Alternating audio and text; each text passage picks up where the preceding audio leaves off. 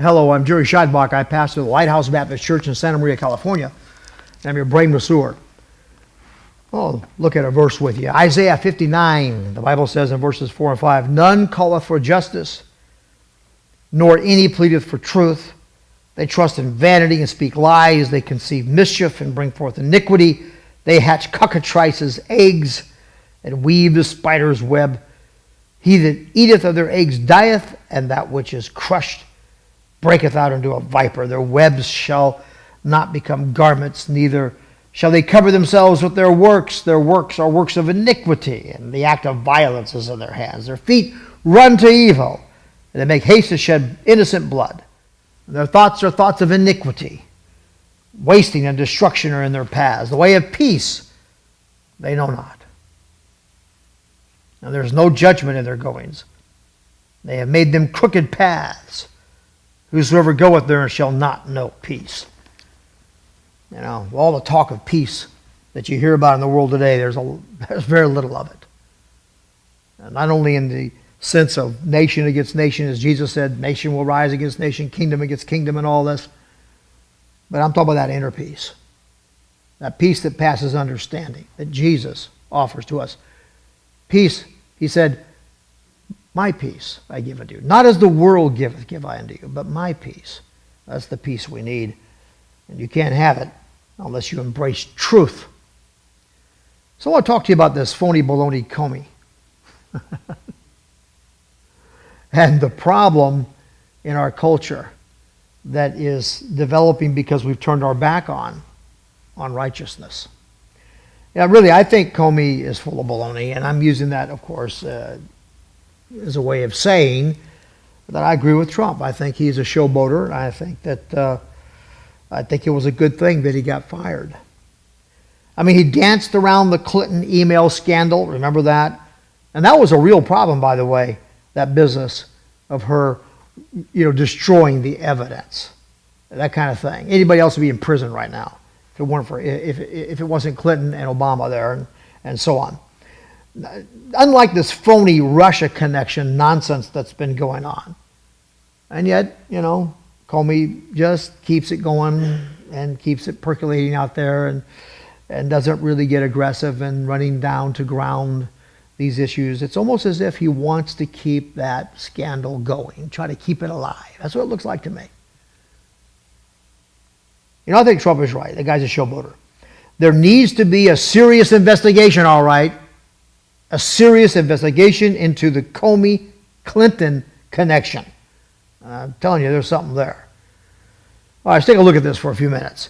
First of all, the Democrats, as I playfully refer to them, and I'm not speaking of all Democrats when I say that, by the way. I'll use the expression Democrat on purpose to differentiate those of the Democratic persuasion who are just so perverted and perverse and messed up in their thinking. They're really companions in doing the work of the devil.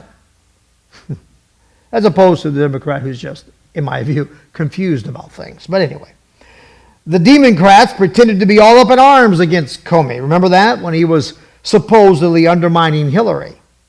One after another came out and called for his resignation or called for him to be fired, and it was really just a bunch of, it was staged.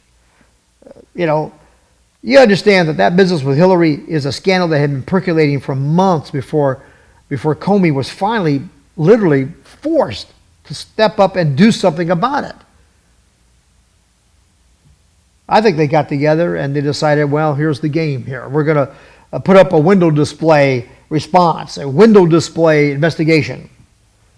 Remember?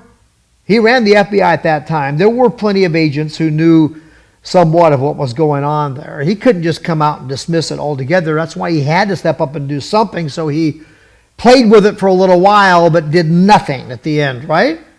I mean, even admitted that things were done that were wrong, but he didn't do anything about it.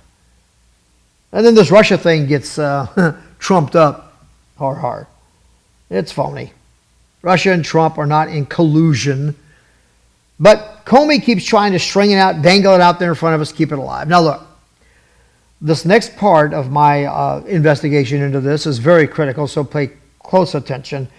Here is the May 9th, 2017 letter from President Trump to Director Comey in which he dismissed them. And it reads like this: Dear Director Comey, I have received the attached letters from the Attorney General and Deputy Attorney General of the United States recommending your dismissal as the Director of the Federal Bureau of Investigation. I have accepted their recommendation, and you are hereby terminated and removed from office effective immediately. And he goes on. While I greatly appreciate you informing me on 3 separate occasions that I am not under investigation, I nevertheless concur with the judgment of the Department of Justice that you are not able to effectively lead the Bureau. It is essential that we find new leadership for the FBI that restores public trust and confidence in its vital law enforcement mission. I wish you the best of luck in your future endeavors. Signed, Donald J. Trump. End quote. And then attached to that, I have a recommendation from Attorney General Jeff Sessions and the memorandum recommending the director's dismissal prepared for him by the Deputy Attorney General, Rod Rosenstein. I also have here the official statement of the dismissal to the press by the press secretary. I read all of that, of course. Now let's look at Trump's letter.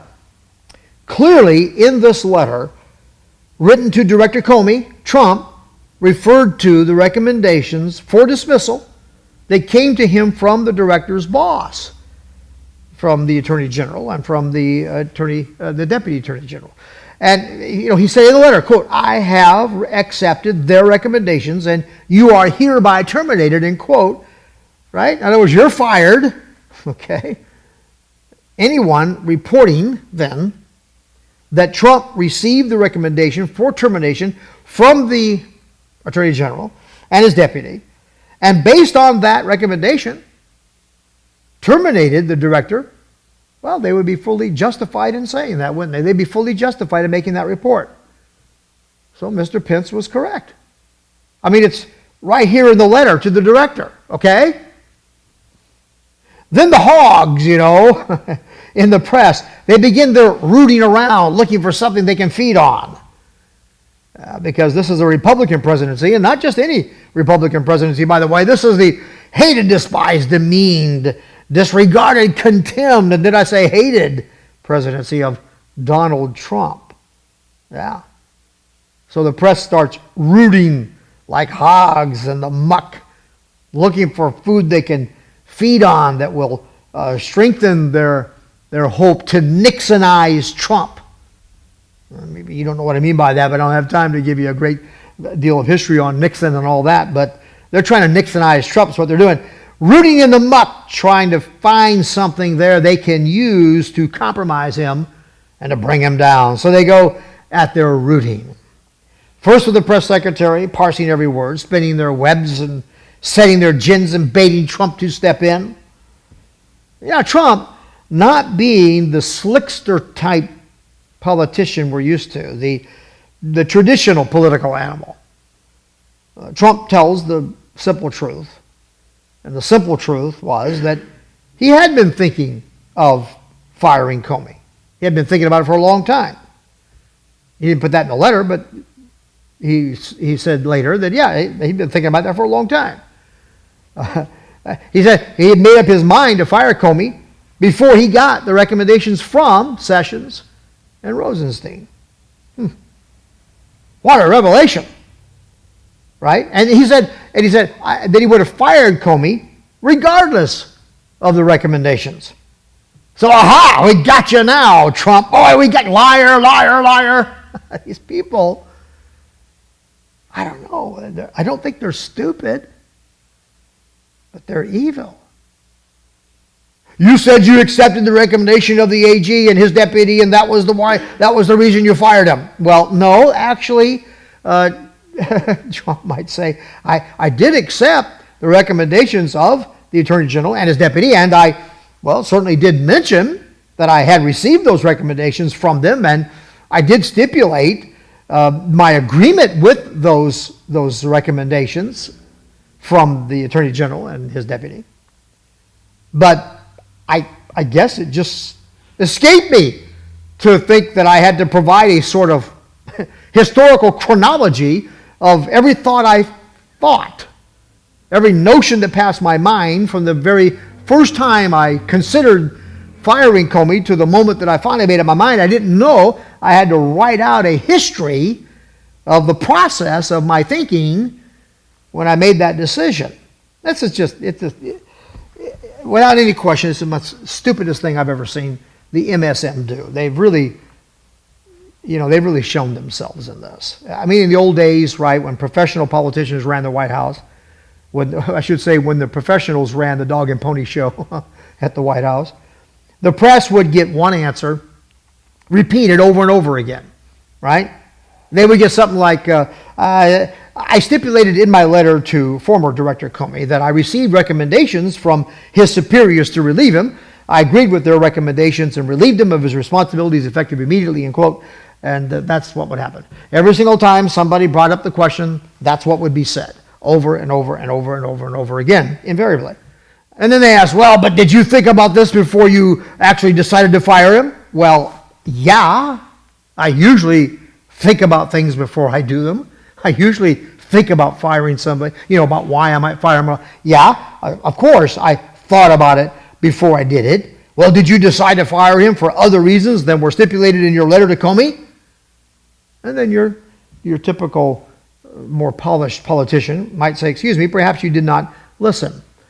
I stipulated in my letter to former Director Comey that I received recommendations from his superiors to relieve him, and I agreed with the recommendations and relieved him of his responsibilities effectively. And that's just what they do over and over. And the press asks again and again and again in 15 different ways, and the professional politician finally says, look, I'm going to write it down for you, so the next time you have the question in mind, you can just read it. Or better, I'll tell you what, I'll have my staff send you a copy of the letter that I wrote to Comey. That's my answer. And that's what your typical politician would do. And even that was a little more forceful than most of these guys. They just dance around and play games. That's probably the way I would have done it. But Trump is very casual about this sort of thing, all right?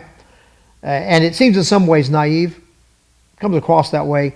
He simply speaks whatever's on his mind. It's kind of like, comes to mind, falls from mouth kind of thing. It seems that way sometimes. Could be the guy's just really, really brilliant, and he enjoys getting these guys all tied up in knots over nothing. That could be too. But the bottom line is this. These pigs in the MSM are beginning to get on my nerves with this stuff. You know what? If someone has thoughts in his mind about firing somebody, and he patiently waits and watches and so on, and during that time, he might have 1,000 different thoughts. He might decide, you know what? This guy's got to go. And then he might decide, well, I don't know, let's wait. Then he might decide, no, that's it, he's got to go. He might go back and forth like that 15 times. And he might decide, finally, this guy's compromised the integrity of the FBI by the way he mishandled the Clinton thing. And now he's on a witch hunt with this Russia thing. This guy is a partisan hack, a soldier of the left, an undercover Obama agent, an apparatchik. Now, I added all that, but I think that's what's going on here. Yeah, I think that whole we hate Comey thing was the construction of a cover to hide an Obama operative deep within the Trump presidency, the Trump administration. I'm grateful that Trump saw through it and got rid of him. Or if Trump didn't see through that, but stumbled into it and got rid of him, it's a good thing for America. So if Trump thought all of the, my point here is that Trump could have thought all of these things, and there's no inconsistency here at all. This is a very important point. Trump could have thought every one of these things. It's certainly reasonable that he would have thought. This guy's, he's compromised the integrity of the FBI with his mishandling of the Clinton scandal, and he's embarrassing the FBI with this nonsense with this Russia connection, and he could have thought all that. And then he could have come to a decision. He could have decided, I'm going to fire this guy.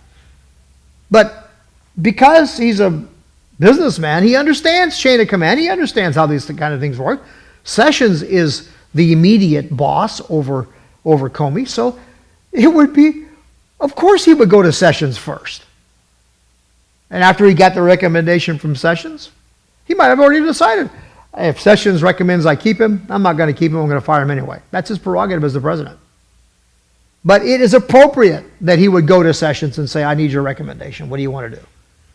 And recommendation was to fire him. Well, Trump did agree with that. And so he fired him. You're not so simple-minded, I know. My audience is smart. You're not so simple-minded as to think that this is a contradiction. There's no contradiction here. A contradiction is when one story actually contradicts or cancels the other one. Both of these, this is just the rest of the story, if you will. This is just more detail into the background of what led to the firing. There's not a contradiction here. It's just ridiculous. So what if he decided to fire him before he asked for the recommendation? Are you kidding me? Look, I've worked in administration most of my life, quite frankly, and at different varying sizes of staff and so on. And this process is pretty common.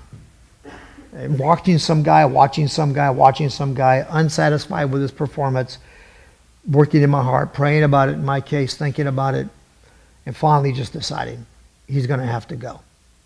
However, he works in this department under so-and-so. I can't just fire him without talking to them first, right?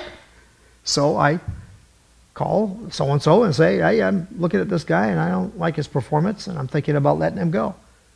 I need an evaluation from you and I need your input. So that department head sends me a letter that says, I think we should fire him.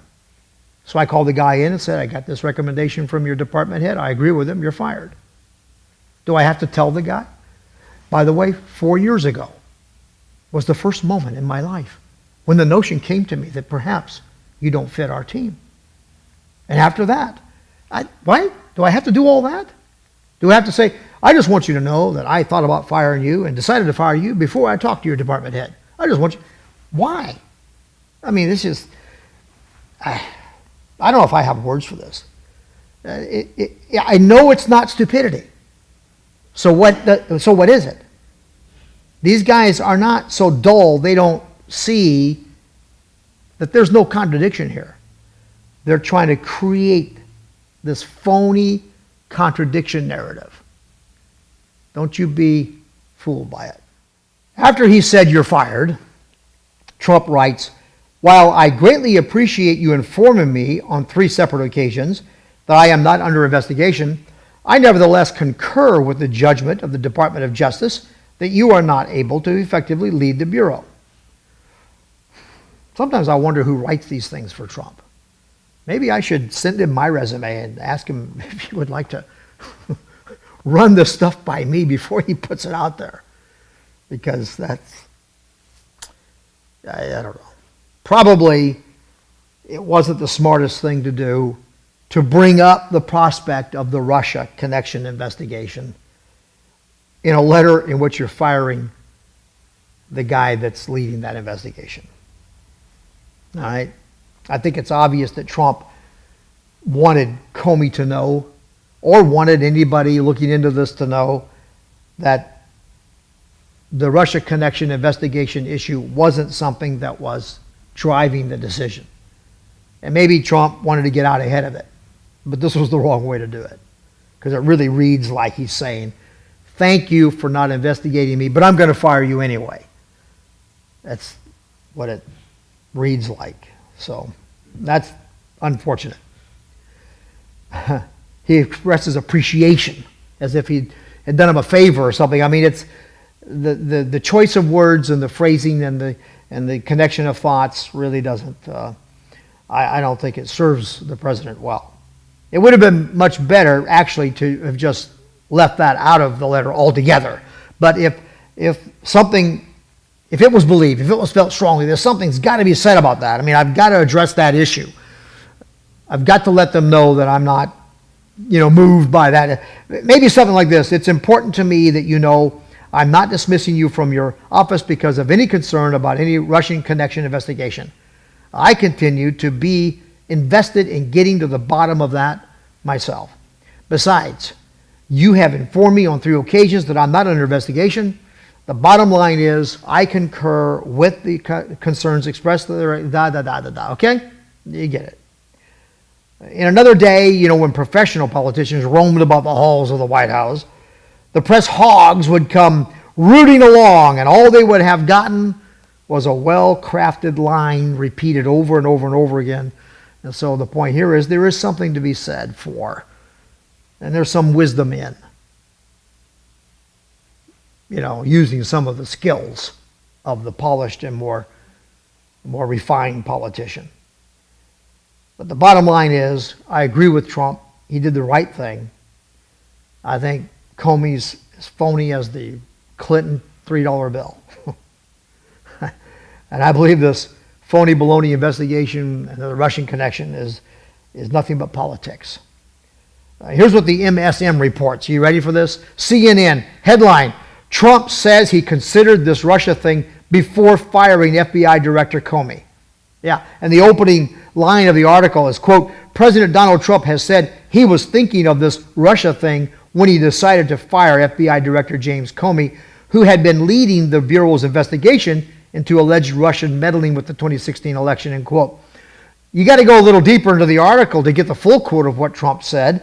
And here it is. Trump told NBC's Lester Holt, quote, and in fact, when I decided to just do it, I said to myself, this Russia thing with Trump and Russia is a made-up story. It's an excuse by the Democrats for having lost an election that they should have won, end quote. So, you see, Trump is right. Trump is right. That's exactly what this is all about. But he's not the polished, slickster politician that we're used to. And the media is taking advantage of that where they can.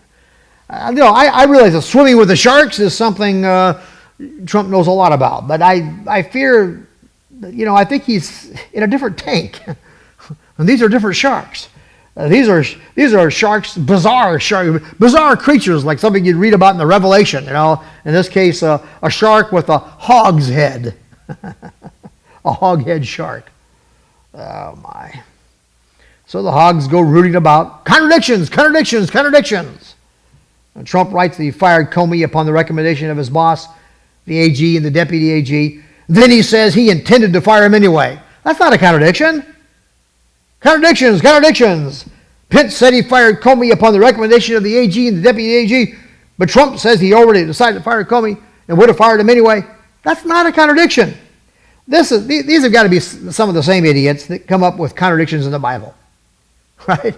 I mean, it's the devil's work to accuse falsely and to make up contradictions that are not contradictions. A contradiction requires one story that cancels or actually contradicts the other story, where both cannot be true. One or the other can be, but not both. But in this case, both things can be true. It's just more detail in the same story. There are often incidental details brought out from one witness that are missed by another. And what you really have is not a contradiction in testimony. You have complementation. And by the way, investigators know this. They know when they're investigating, they get one guy's story, another. If the stories match perfectly, then they know there's a lie here. These guys have got a contrived story. It's precisely when there are details brought out in this story that are not brought out in this one from a different point of view, other details brought out here that are not brought here, but the details don't contradict the stories, they complement the stories. And I'm working too hard to make common sense sensible. But what I'm really trying to drive at here is that the mainstream media are contriving this contradiction narrative because they're trying to take advantage of the simple-minded. All right, Comey, I believe, was, thank God, was an undercover Obama-Clinton apparatchik that thankfully has been booted. Now, they're going to try to make of it whatever they can. They're going to try to Nixon Trump, but we're going to pray they fail. So let's wrap it up. Here's the point. The soldiers of truth today must navigate carefully. The once vaulted fourth rail of government, protector of freedom of speech and so on, the press, has drunk deeply into the cup of deceit. And they're drunk with lies. None calleth for justice. None plead for truth today. They trust in vanity and they speak lies. Lying is their stock in trade. It's their modus operandi. It's their modus operandi. It's the way they operate. So we need to pray for our president as we are instructed to do in 1 Timothy chapter number 2. And I'll conclude with this. I have lit the lamps in the church belfry arch. And I've said the enemy's coming, and you'd better run like Revere and spread the word far and near. That we need to be praying for our president and for this country. Now, if you want to contact me, you can go to our website, brainmassage.net. brainmassage.net. And there you'll see a place where you can connect with me. You'll also see a place there where you can give us a donation to help support this work. Swinging the sword of the Spirit, the sword of truth, at the lies of the devil that are being used to blind men's minds to the truth. So God bless you, my friend. God bless America. And I'll see you in church.